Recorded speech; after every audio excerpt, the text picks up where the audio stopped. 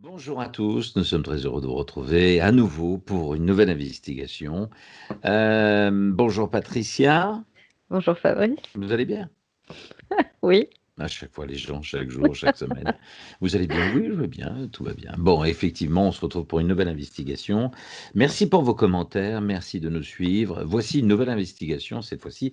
Alors, quelle est la différence entre une investigation et une régression? Une régression, eh bien, par définition, nous faisons ou nous répondons aux appels de certains et de certaines qui nous demandent d'aller voir effectivement sur cette vie ou sur d'autres plans s'ils ne sont pas impactés par ce qu'on appelle des implants, effectivement, ou des entités qui pomperaient leur énergie ou qui feraient en sorte qu'ils ne se réalisent pas dans sa vie, ou comprendre pourquoi ils ne se réalisent pas dans sa vie, ou comprendre leur chemin de vie, etc. Le sujet est assez vague et assez vaste. Et l'investigation, c'est qu'on va partir comme un thème aujourd'hui que Patricia ne connaît pas. toujours pas. Elle est assez à chaque fois étonnée parce qu'elle se dit toujours, vous pouvez en parler. Je vous interpelle toujours avec des thèmes que je choisis, de manière à ce que vous soyez vraiment surprise, d'une part par les thèmes, mais je valide bien sûr, puisqu'on se connaît, que vous n'avez aucune information, ou en tout cas aucune connaissance sur ce sujet, ou très peu en tout cas. C'est vrai, tout à fait. Hein. C'est toujours une surprise parce que je me dis à force, il va bien tomber sur quelque chose que je maîtrise et à chaque fois, je me fais avoir en beauté, si on peut dire. Bah oui, c'est ça l'objectif, hein, c'est de Tout bloquer à votre fait. corps mental, émotionnel, et puis de faire en sorte que vous ne soyez que le haut-parleur, et qu'on puisse enfin peut-être valider l'idée que vous êtes le haut-parleur de ces entités que nous fréquentons. Très bien, donc voilà, c'est une nouvelle investigation riche, vous allez voir, ne vous moquez pas, riche d'événements, riche de suspense, riche d'informations, je l'espère en tout cas. Si je me réjouis, je suis très excité à l'idée d'aller voir tout ça. Ça y est? Oui. Bon, allez, vous allez fermer les yeux et prendre une grande respiration et comme à chaque fois, plonger à l'intérieur de votre état de bien-être pour vous connecter à votre corps subliminal avec le 1. On va descendre de plus en plus profondément. 1, 2 et 3. Très bien. Vous me faites venir à vos côtés sur un plan subliminal. Voilà, éthérique. Je suis à côté de vous. Vous ne risquez rien. On est dans notre couloir complètement sécurisé et on va descendre tranquillement en direction d'une période. Comme si nous allions faire un plongeon à 3 dans une période de 1503 ou 1506, voire jusqu'à 1519, on ne sait pas trop. C'est une période de Léonard de Vinci qui a réalisé dans cette période la Joconde. Et à 3, on va se connecter à cette période et vous allez comprendre pourquoi je souhaite qu'on aille à cette période, comme si nous n'étions pas loin de l'entité, ou plus précisément de la conscience de Léonard de Vinci. 1, 2 et 3. Et dès que vous percevez la conscience de Léonard de Vinci, vous pourrez imaginer et me dire, ok, Ok. qu'est-ce que vous voyez? Dites-moi. Un personnage, Mais comment? Décrivez-le. et en noir et blanc. Mhm. Pourquoi il est en noir et blanc? Vous avez la faculté de voir les couleurs? Puisqu'il veut, je vois en noir et blanc. Ah, d'accord. C'est lui qui vous demande de vous voir en noir et blanc? De le voir en noir et blanc? C'est l'image qu'il me montre. D'accord. Demandez-lui si on peut parler avec Léonard de Vinci. Oui. Allez, à 3, je vais parler avec Léonard de Vinci. Vous bloquez votre corps mental et votre corps émotionnel. Et c'est Léonard de Vinci qui va s'exprimer et parler avec moi. 1, 2 et 3. Monsieur de Vinci, Oui. je dois vous appeler Léonard de Vinci ou Monsieur de Vinci? Qu'est-ce que vous Léonard. préférez? Léonard. Bonjour Léonard, comment ça va? Ça va. Ça, ça va. Je me présente, je m'appelle Fabrice. Alors, Léonard, vous êtes dans votre atelier là? Vous êtes où?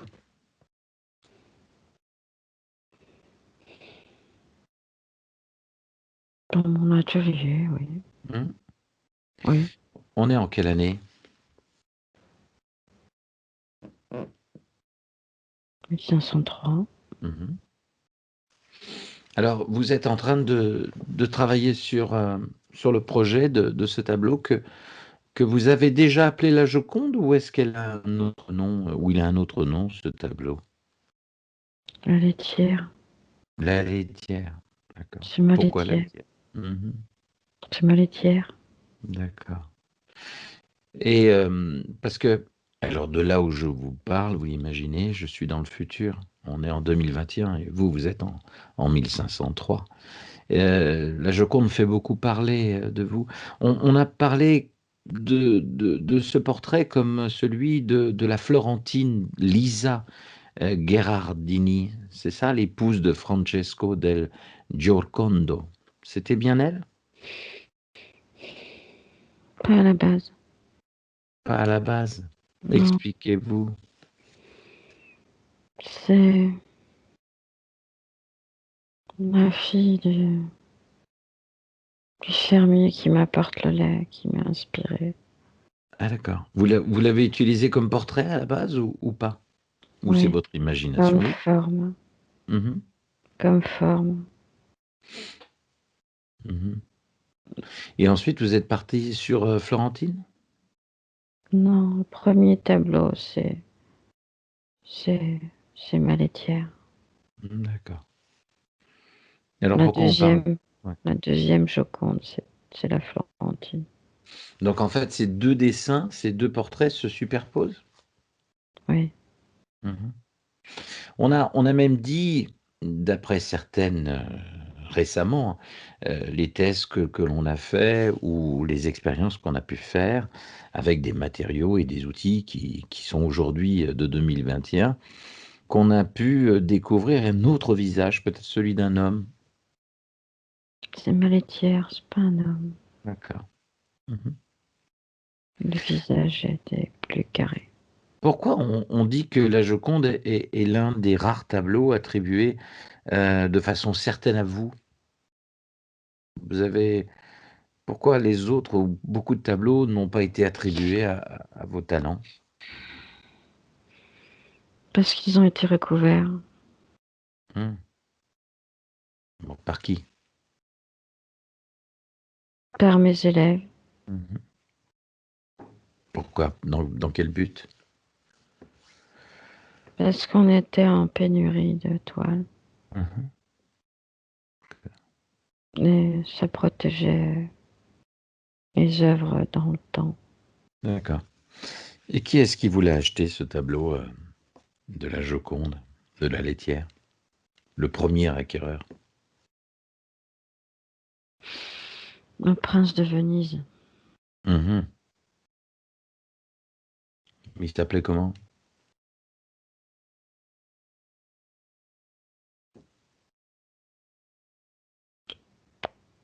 Je l'ai toujours appelé le prince de Venise. Mmh. François Ier a acquis cette peinture sur panneau de bois de peuplier de 77 par 53 centimètres. Et elle est exposée aujourd'hui au musée du Louvre de Paris. Mm. C'est vous qui l'avez vendue à François Ier ou Non, non? C'est ce prince de Venise? oui, Pourquoi vous lui avez vendu ce tableau? parce qu'il était fasciné. Mhm. Vous savez le montant? Comment il vous l'a payé?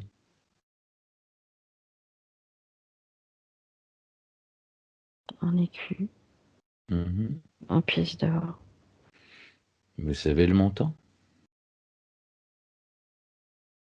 Non, Mhm. l'argent n'a pas d'importance. D'accord. Vous savez qu'aujourd'hui, au XXIe siècle, cette représentation, ce tableau est devenu l'objet le plus visité au monde?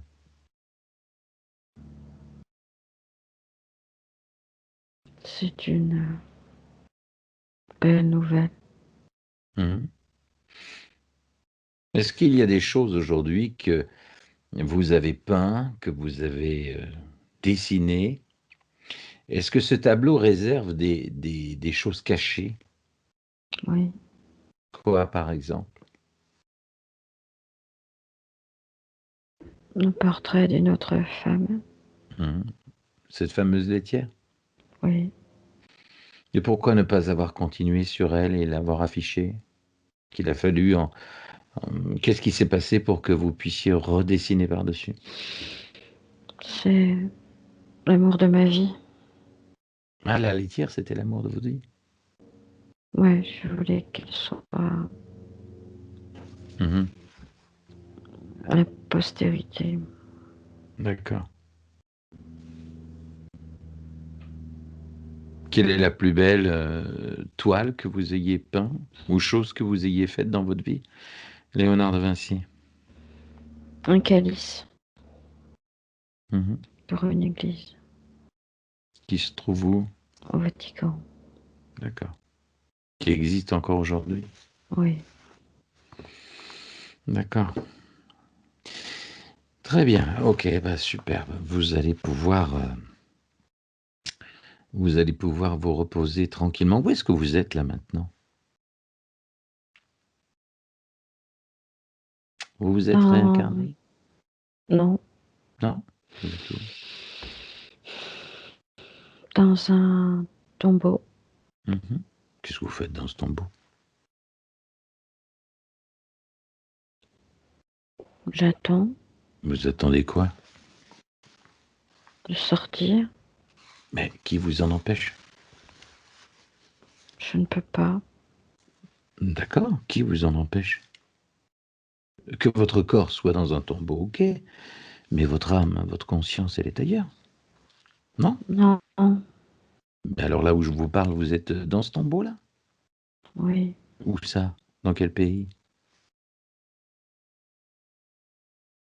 à Rome. À Rome, d'accord. Vous voulez rester là? Je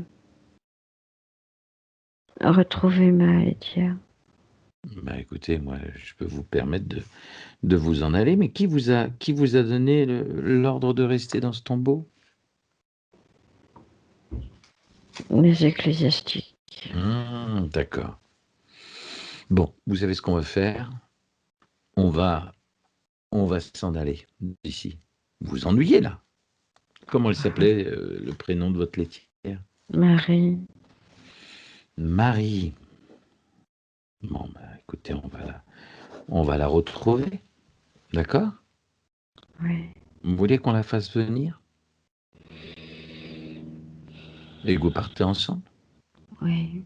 Bon, à 3, je vais vous laisser, je reviens vers vous et je vais me reconnecter à Patricia et on va se connecter à Marie, la laitière, d'accord?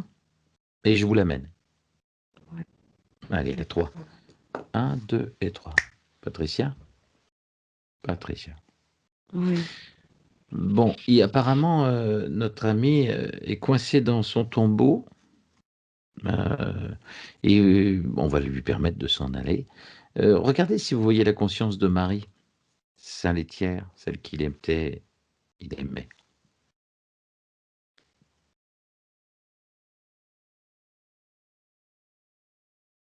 Dès que vous êtes connecté à la conscience de Marie, vous me dites OK. Ok. OK. Laissez-moi parler avec Marie. 1, 2 et 3. Marie. Bonjour Marie. Je suis Fabrice. Je viens juste vous parler de Léonard. Où est-ce que vous êtes, vous? Aix-en-Provence. D'accord. Et Léonard est bloqué dans son tombeau. Mais vous êtes où, Aix-en-Provence? Vous êtes réincarné? Non, Non? Qu'est-ce que vous faites à Aix-en-Provence? je l'attends. Ah bah écoutez, vous savez ce qu'on peut faire? On Non. va aller le chercher, d'accord? Vous voulez Ouais. bien? Et partir ensemble? Ouais. Vous étiez amoureuse de lui? Ouais. C'est vrai? Racontez-moi, vous vous êtes connu comment? Je portais son lait Hmm. tous les matins Où ça? En France, en Italie? en France. Mhm. Parce qu'il a peint la Joconde, il a débuté la Joconde en France? Oui, Où ça? à côté d'Aix-en-Provence. D'accord. Donc il se baladait avec cette toile et il a commencé à vous peindre? C'est vous qui Oui, avez demandé ou c'est lui qui a demandé? c'est lui qui m'en a fait la surprise. D'accord. Et racontez-moi, comment ça s'est passé alors? Vous avez vu les premières esquisses, Non, jamais? Non, je Il voulait. l'ai vu par Hmm. hasard. D'accord. Et ça ressemblait à la Joconde d'aujourd'hui ou c'était un autre visage? Non, D'accord. ça n'a rien à voir Hmm. avec la Joconde. C'est un autoportrait avec le D'accord. mien. Mhm. D'accord. Ok. Bon, bah écoutez, vous êtes heureuse de le retrouver. Oui, Bon, je vais me connecter à lui et puis vous allez pouvoir vous échapper tous les deux. D'accord? d'accord. Allez, à 3, je m'en reconnecte à Léonard de Vinci. 1, 2 et 3. Léonard? Oui, Bon, ça y est, j'ai retrouvé Marie. Tu la vois? Je te l'ai amenée. oui. Bon. Tu vas pouvoir t'en aller et sortir de ce tombeau, d'accord? Mais qui t'a demandé de venir ici et de rester ici toutes ces années? Quel ecclésiastique? Qui? Le pape, Le pape, lequel? Vincent, Vincent quoi? son vrai prénom, c'est Vincent. D'accord. Mais c'est quoi le pape? C'est quoi son nom? Que tout le monde connaît.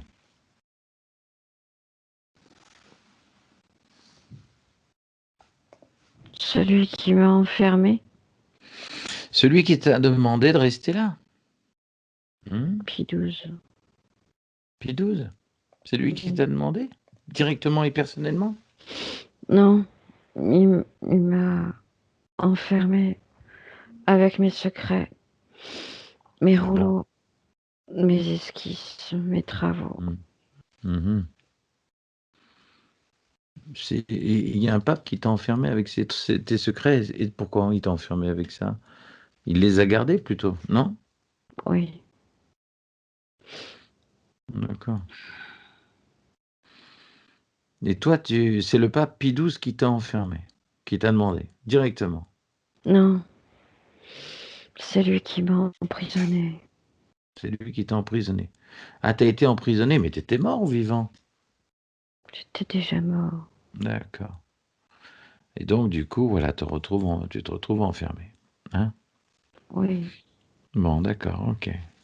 Bon, il était français ou italien, ce pape? italien. Italien. C'était vraiment Pie XII. C'est ce qu'il m'a dit. Mhm. D'accord, vérifie l'information. Dis-moi, C'est Pie XII qui m'a enfermé. c'est Pie XII qui t'a enfermé. Qui est-ce qui te donne cette information?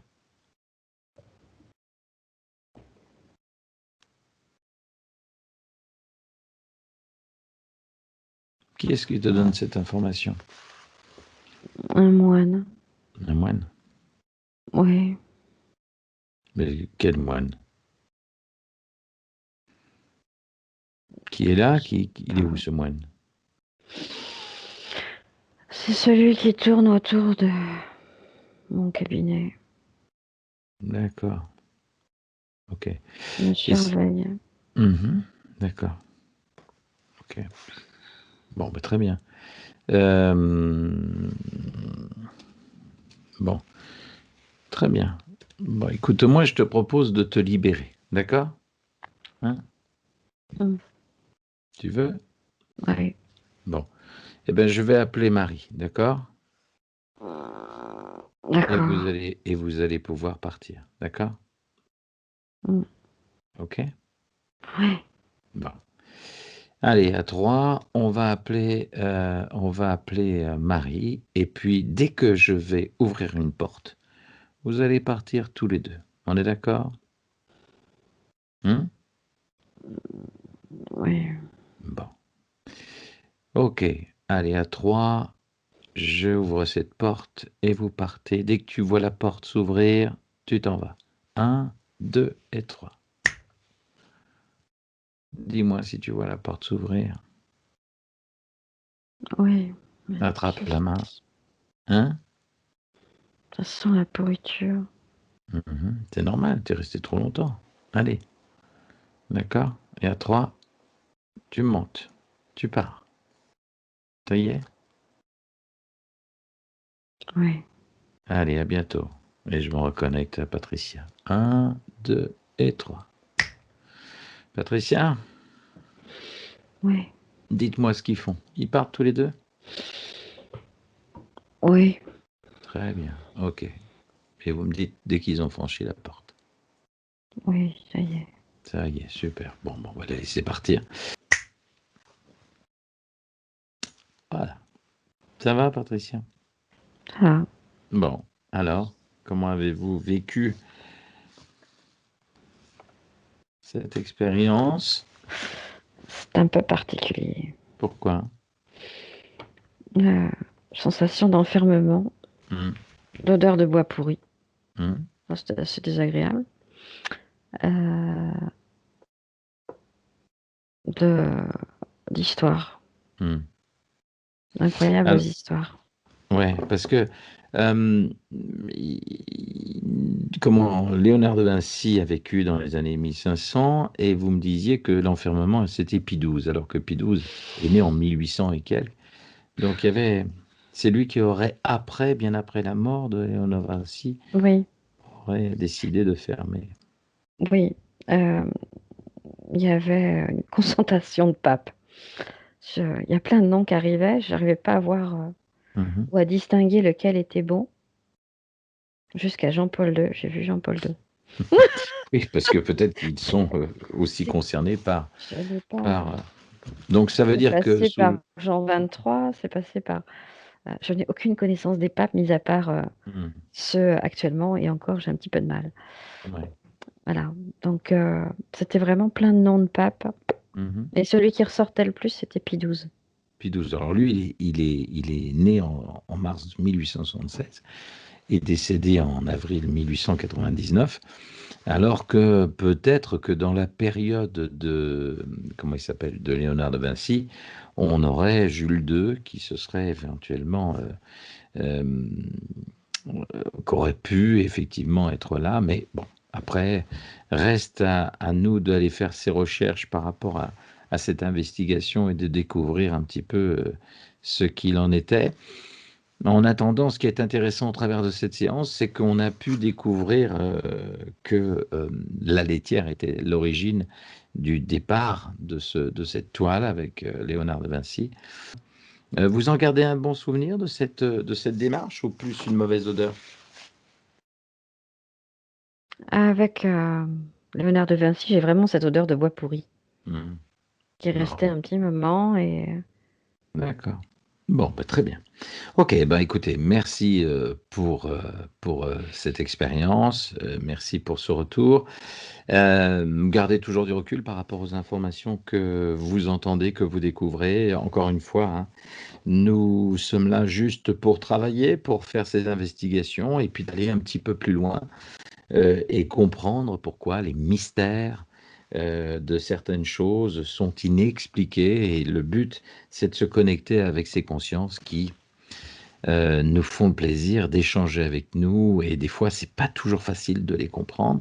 Et des fois, une petite information comme celle du Niger peut générer effectivement des interrogations, d'autres interrogations, et nous permettre de faire un bond dans une vérité qui n'était pas ni enregistrée ni connue. En tout cas, c'est ce que nous ferons, c'est d'aller à la pêche aux informations à l'issue de cette investigation. Merci Patricia. De rien. Je vous dis à la prochaine pour une nouvelle investigation ou régression, on verra. Et merci encore de vos commentaires, de vos likes et des informations ou des propositions d'investigation que vous nous laisserez sur la chaîne www.hypnose-enchanté.fr. Bonne semaine, bonne fin de journée. Merci Patricia. Merci Fabrice.